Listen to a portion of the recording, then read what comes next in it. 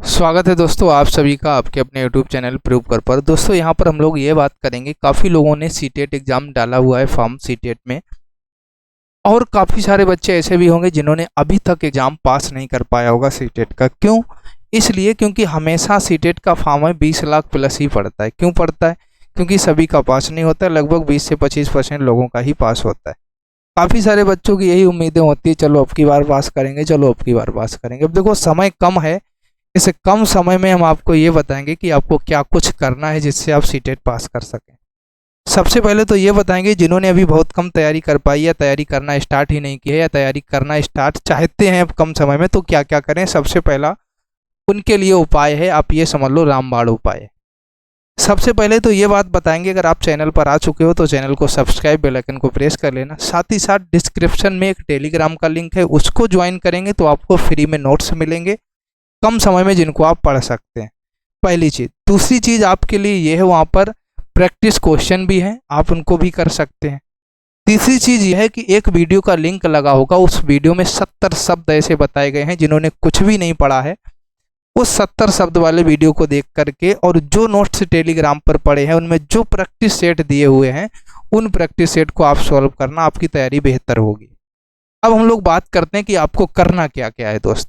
तो अगर आप इस वीडियो में आ गए हो, सबसे पहली बात हमारी आपसे यही कहेंगे कि आप अगर सीटेट एग्जाम्स की कम समय में तैयारी करना चाहते हो तो सबसे पहला बात यह कि आप जितना ज़्यादा प्रैक्टिस करेंगे, ठीक है, जितना ज़्यादा आप प्रैक्टिस करेंगे, जितने ज़्यादा आप सेट लगाएंगे प्रीवियस ईयर के, ठीक है, PYQ प्रीवियस ईयर क्वेश्चन जितने ज़्यादा आप करेंगे आपके लिए उतना ही बेनिफिट रहेगा।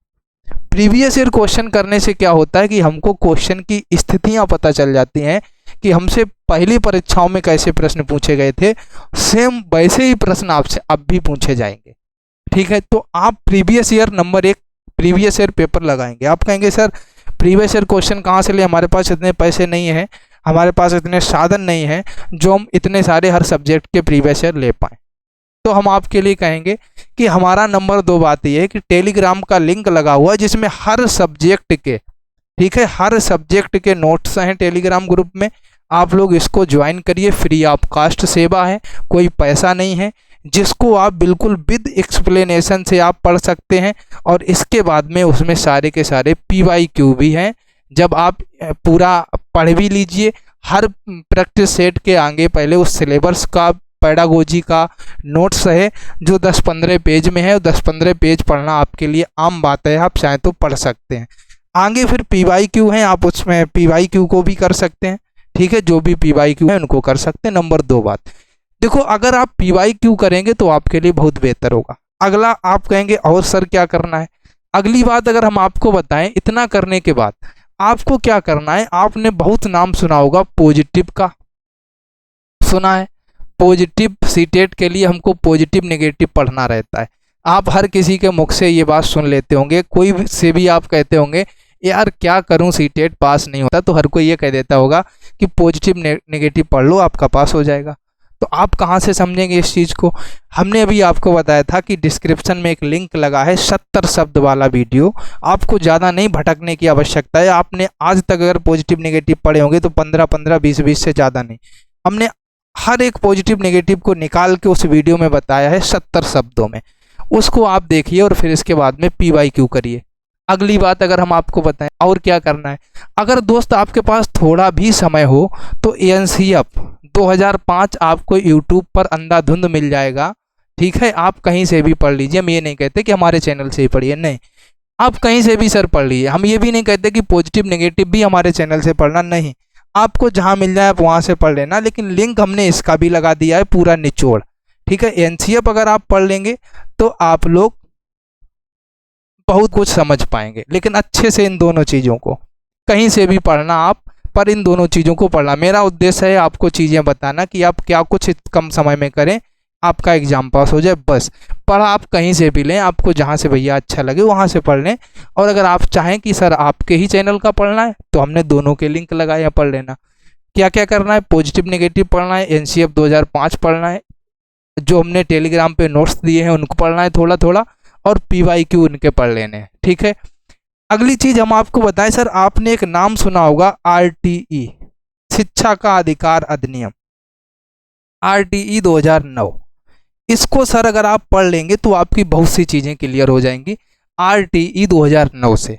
आप कहेंगे सर इसको कहाँ से पढ़ना है, हमारे चैनल पे भी पढ़ा होगा, इसका हमने लिंक नहीं लगाया है, लेकिन पढ़ा होगा हमारे चैनल पे भी, आप पढ़ सकते हैं। नहीं तो आप यूट्यूब पे अंधाधुंध वीडियो मिलेंगे, आप सर्च करना आरटीई 2009 और अंधाधुंध वीडियो आ जाएंगे, पढ़ लेना। अगर यूट्यूब से ना पढ़ना तो गूगल पे लिख देना आरटीई 2009। देखो हम आपको लिख के भी दिखा देते हैं, अगर आप लोग कहें सर दिखाओ तो देखो एक सेकेंड रुकना, हम आपको लिख के दिखाते हैं। गूगल पे डाल दो आरटीई 2009, आप इस प्रकार से डाल देंगे इन हिंदी, देखो आपके सामने आ जाएगा आरटीई शिक्षा का अधिकार सरकारी योजनाएं। आप पढ़ लेंगे आराम से इसको अच्छे तरीके से। देखो इसमें क्या क्या था, सारे पॉइंट बाय पॉइंट। आरटीई 2009 में देश के 6 से 14 साल की उम्र के बच्चों को निःशुल्क एवं अनिवार्य शिक्षा प्रदान की जाती है। ये सुविधा उन बच्चों के लिए जो 6 से 14 साल की उम्र के हैं और अशिक्षित अथवा स्कूली शिक्षा नहीं प्राप्त कर पा रहे हैं। इस प्रकार के बच्चों को चिन्हित करने का काम स्कूली प्रबंधन समिति एवं स्थानीय निकायों को करना है। मतलब ये सारी चीज़ें आप देख सकते हो। आरटीई अधिनियम के उद्देश्य क्या थे, आरटीई अधिनियम अधिकार अधिनियम की धाराएं क्या हैं, कौन सी धारा में किसका वर्णन है, इसको आप अच्छे से पढ़ेंगे अगर आप पढ़ लेंगे। शिक्षण के प्रावधान क्या हैं, क्लास 5 पहली से 5वीं तक 200 दिन काम करना है, 800 घंटे करना है, 6ठी से 8वीं तक 220 दिन करना है, 1000 घंटे करना है। पूछा जाता है, आपसे पूछा जाएगा रोज शिक्षण कार्य कितना होना चाहिए, 1 से 5 तक 4 घंटे, उच्च माध्यमिक पर प्राथमिक पर कितना होना चाहिए, 4.5 घंटे। इसके अंतर्गत आपको सब कुछ शिक्षण छात्र अनुपात वगैरह हर चीज आपको इसके अंतर्गत मिलेगी। क्लियर है? तो आपको क्या पढ़ना है, आरटीई 2009 पढ़ना है। और जरूरी नहीं आप यूट्यूब से ही पढ़ें, आप कहीं से भी पढ़ लें। हम आपसे ये नहीं कहते कि आप यूट्यूब से ही पढ़ना, एनसीएफ हम ये नहीं कहते कि जो हमने लिंक लगाया उसी से पढ़ो, नहीं पढ़ो। आप ऐसे ही जैसे आरटीई 2009 हमने डाला वैसे ही आप एनसीएफ 2005 डाल लेना इन हिंदी, आपको एनसीएफ भी मिल जाएगा। ठीक है, बताओ तो आपको वो भी दिखा दूँ, देख लो भाई।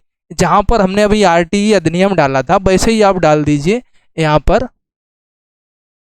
पर डाल दीजिए एनसीएफ 2005 इन हिंदी। आ गया राष्ट्रीय पाठ्य चर्चा की रूपरेखा, आप कहीं से भी यहाँ पर क्लिक कर देना, देखो मिल जाएगा आपको, ये देखो। ठीक है, एनसीएफ 2005 ये क्या है, राष्ट्रीय शिक्षा नीति 1906 के अनुसार क्या है, ये सारी चीज़ें इसमें आपको देखने को मिलेंगी। राष्ट्रीय पाठ्य चर्चा एनसीएफ के मुख्य बिंदु यहाँ पर दिए गए हैं, है ना। ज्ञान और सूचना के विभेद करना, शिक्षण रटने के स्थान पर बोध के लिए रटन प्रणाली से मुक्त करना, छात्र स्वयं ज्ञान का निर्माण करे ऐसा उसको बनाए, पाठ्य चर्चा को बोझ ना बनाए, है ना, बोझ कम करें, पाठ्यचर्या जो आपकी पाठ्य सहगामी क्रियाएं उनका। इस प्रकार से आप देख सकते हो, अंकीय प्रणाली से मुक्त कराना है, बच्चों को अवसर देना है, सारी चीज़ें आपको इसमें मिल जाएंगी गूगल पे ही। आपको यानी कि जाने की आवश्यकता ही नहीं कहीं है। बात समझ में आई? तो ये सारी चीज़ें अब आपको इस कम समय में ज़्यादा कुछ नहीं पढ़ना है, बेसिक से कुछ नहीं पढ़ना है, आपको यही पढ़ना है। दूसरा एक हम आपको और बता देते हैं, ईवीएस के लिए अब क्या करना है, एनसीईआरटी, इसका पीडीएफ हमने टेलीग्राम पर भी दिया है। एनसीईआरटी का कक्षा 2 से लेकर के 2, 3, 4, 5, 6, 7, 8, अगर आपको इतना एनसीईआरटी का पीडीएफ कहीं से मिल जाए और कहीं से ना मिलने की उम्मीद हो तो हमारे जो टेलीग्राम चैनल आप ज्वाइन करेंगे उस पे है, वहाँ से आप इस एनसीईआरटी को पढ़ लेना, तो आपके 15 नंबर तो यहाँ से ही तय हो जाएंगे और बहुत मज़े में आप पढ़ लेंगे। आपको ये भी नहीं पता चलेगा कि कब हमने उसको पढ़ लिया, क्योंकि इतने मज़े मज़े में वो चीज़ें दी गई हैं। आप आराम से कहानी की तरह सारी चीज़ें हैं, आपको ये लगेगा कि यार कहानी ही पढ़ रहे हैं। हर बार हर 2 मिनट में चैप्टर चेंज होगा, फिर दूसरी कहानी, हर 2 मिनट में चैप्टर चेंज, फिर कहानी। आपको लगेगा यार, ऐसा लग रहा है कि हम छोटी क्लासों में पहुंच गए और एक कहानी को पढ़ रहे हैं। अच्छे से आप पढ़ लेंगे तो ये बहुत ज़रूरी है, 15 क्वेश्चन तैयार करेगा। क्लियर है? एक चीज़ आपको हम और बता देते हैं स्पेशली, कि आप लोग अगर ना कर पाते हो तो थोड़ा अध्ययन कर लीजिए, थोड़ा, ज़्यादा नहीं। अगर आपके पास कोई ऐसी किताब हो, वो कोई भी किताब हो जिसमें स्टेंजा दिए गए हों, क्या दिया गया हो, स्टेंजा। ठीक है, आपठित जिसको गद्यांश बोलते हैं वो दिया गया हो। ठीक है, स्टेंजा से 15 नंबर का आएगा आपका। इन 15 नंबर को स्टेंजा से क्वेश्चन करने की तकनीक को आप जानिए। स्टेंजा से क्वेश्चन कैसे छाटते हैं इसको जानिए। तो अगर आप दोस्त ये पढ़ लेंगे एनसीईआरटी, अगर आप स्टेंजा पढ़ लेंगे तो आपके 30 नंबर हो गए। 30 में हम कहते हैं आप 25 ला पाओगे, 22 ला पाओगे, क्लियर तो हैं आपके। बाद बाकी आप पॉजिटिव नेगेटिव से ला लोगे, बाद बाकी आप एनसीएफ 2005, आरटीई 2009।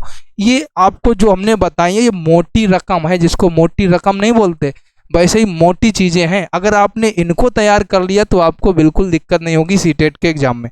तो इस वीडियो में आपको इतना ही बताने आए थे कि आपको ऐसे पढ़ना है इस कम समय में अगर आपको एग्जाम पास करना है, जिससे कि आपको दिक्कत ना हो। ठीक है, फिर हम आपको मिलेंगे नेक्स्ट वीडियो में। तब तक के लिए थैंक यू दोस्तों। जय हिंद, वंदे मातरम।